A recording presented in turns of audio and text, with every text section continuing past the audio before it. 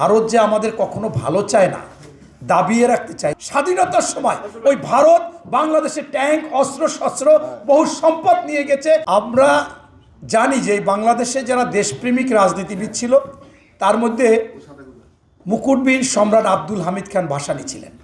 তিনি বলেছেন যে ভারত যে আমাদের কখনো ভালো চায় না, দাবিয়ে রাখতে চায়। এই কথাটা বুঝলে যারা রাজনীতি করে তাদের 80% রাজনীতি হয়ে যায়।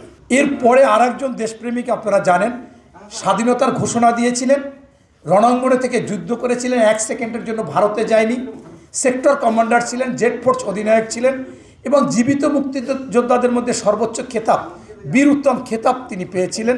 তিনি হচ্ছেন শহীদ প্রেসিডেন্ট জিয়াউর রহমান।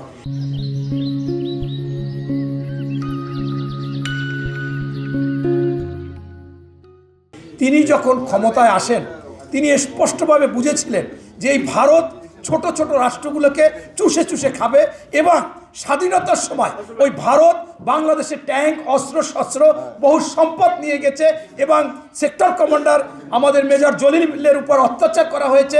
এই ভারত অবশ্য আমাদের উপরও করতেছে, যার কারণে তিনি সার্ক গঠন করেছিলেন। তখন তিনি সবচেয়ে গুরুত্ব দিয়েছিলেন এই বিডিআরের উপর এবং এই বিডিআর নৌজওয়ানরা তখন ওই ভারতের যে বিএসএফ তাদের 1000-এর সাথে একজন বিডিআর চ্যালেঞ্জ করতে পারত।